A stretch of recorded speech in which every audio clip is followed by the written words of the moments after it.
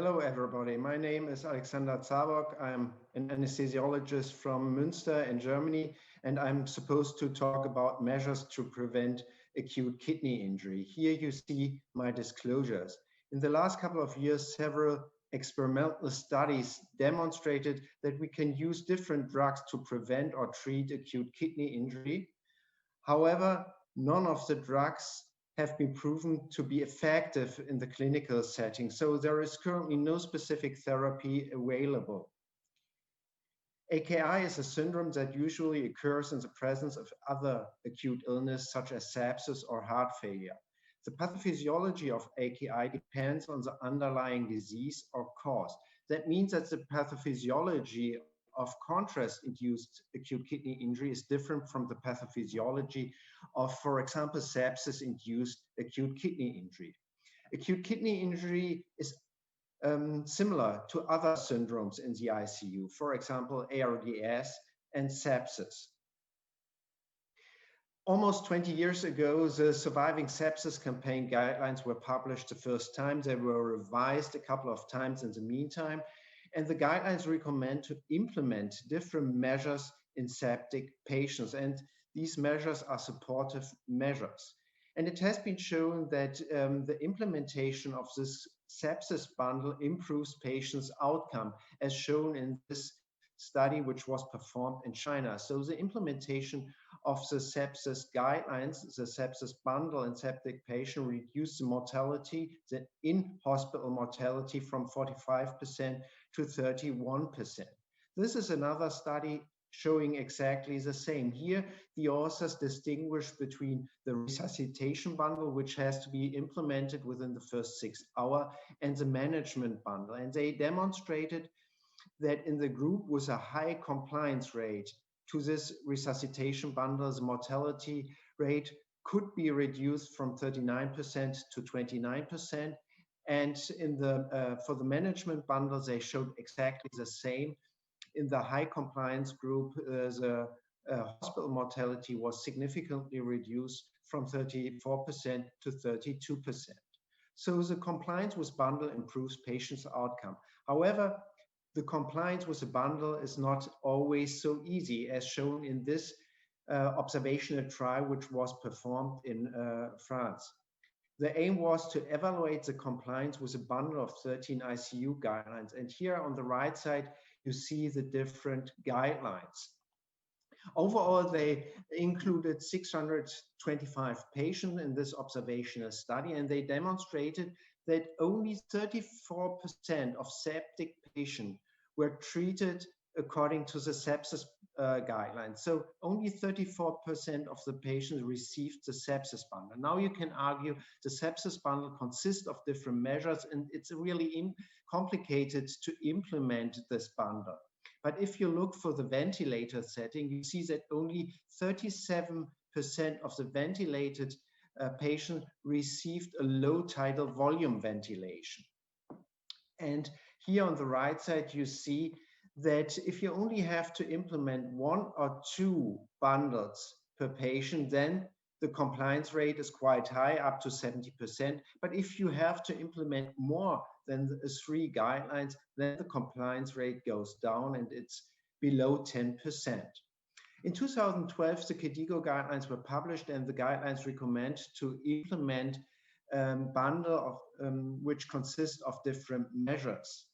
And this bundle should be implemented in high-risk patients, and these patients can be identified by using biomarkers. And the bundle consists of discontinue all nephrotoxic agents when possible, ensure volume status and perfusion pressure, consider functional hemodynamic monitoring, monitor serum creatinine and urine output, avoid hypoglycemia, and consider alternatives to radio contrast procedure. And we wanted to know whether the implementation of the KDIGO bundle in high-risk patient identified by biomarkers can reduce the occurrence of acute kidney injury after cardiac surgery. And we performed the PREVACI trial in Münster from September 2014 to January 2016. Here you see the study flow. So we measured the biomarkers TIM2 and IGFBP7 in every patient undergoing cardiac surgery, and high-risk patients were were defined as a biomarker level equal to or higher than 0.3. And these patients were randomized into a control group.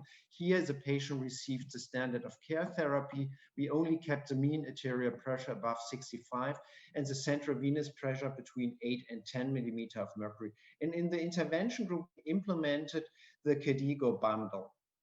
So we discontinue all nephrotoxic agents, optimize the hemodynamic situation. I show you the algorithm on the next slide, monitor serum creatinine and urine output, avoid hyperglycemia, and consider alternatives to radiocontrast procedure.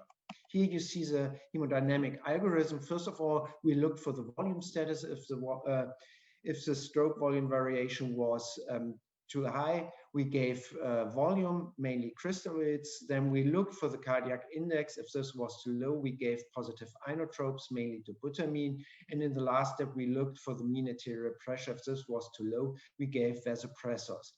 We checked the algorithm every 3 hours, up to 12 hours. If we achieved the goal, that was fine. If not, we started from scratch. Here you see that we screened 882 patients. 606 had to be excluded because almost 500 patients were not at high risk, so they had a low biomarker level, and 106 patients had to be excluded because they met an exclusion criteria. So we randomized 276 patients, 138 in each group. First of all, we looked for the performance of the biomarker, and here we demonstrated that 72% of the patient with a high biomarker level, that means a TIM2 and a high FBP7 level equal to or higher than 0.3, developed an acute kidney injury, but only 21% of the patient who had a low biomarker level. We calculated the negative predictive values. This was quite good. It was 79%, and the positive predictive value was 72%. Here you see the baseline and operative characteristics. It's a busy slide, so there were no differences between the groups. Here you see the measures during the intervention period. So more patients in the intervention period received positive inotropes, mainly dobutamine, 30% in the intervention group and only 10% in the control group. Less patients in the intervention group received ACE inhibitors and ARBs, and the incidence of hyperglycemia was significantly lower in the intervention group compared to the control group. The implementation of the KDIGO bundle in high-risk patients undergoing cardiac surgery significantly reduced the occurrence of AKI after this procedure. If you look at all AKI, this was reduced from 72% to 55%. If you only look for moderate and severe AKI, this was also reduced from 45% to 30%.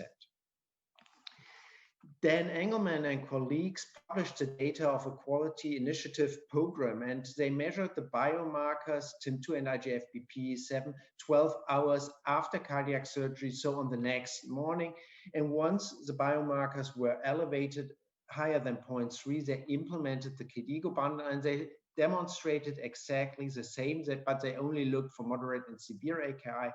This was also significantly reduced in the group in which was at high risk and received the KDIGO bundle.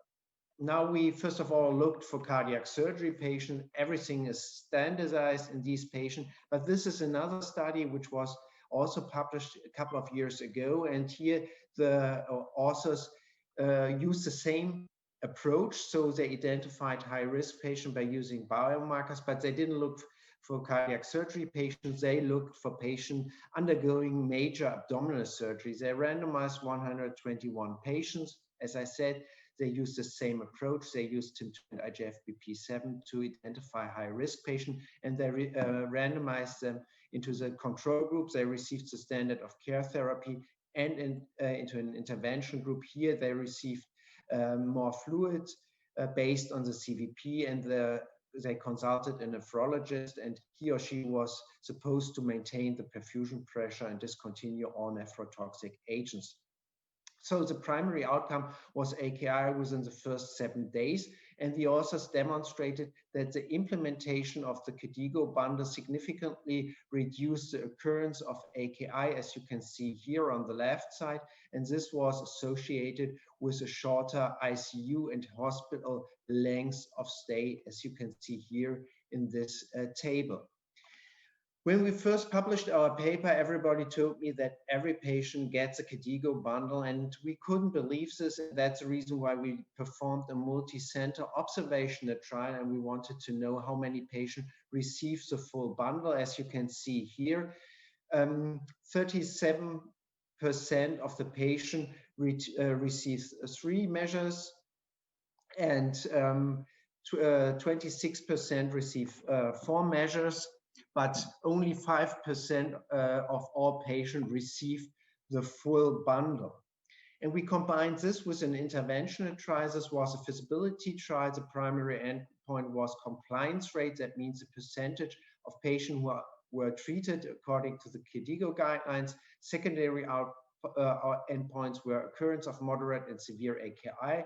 As I said, this was a feasibility study. We recruited 280 patients. This was a multi-center trial. We performed this trial in 13 centers in Europe. And here you see that more patients received the full bundle in the intervention group compared to the control group. And this was associated with a significantly reduced rate of moderate and severe AKI within 72 hours after cardiac surgery. So let me summarize my talk. AKI is a syndrome that there will be no magic bullet that cures all cases of AKI because the pathophysiology is so different. Implementation of the bundles improve patients' outcome. Compliance rate with bundles is low. Educational programs have to be implemented to increase compliance rate. Thank you very much for your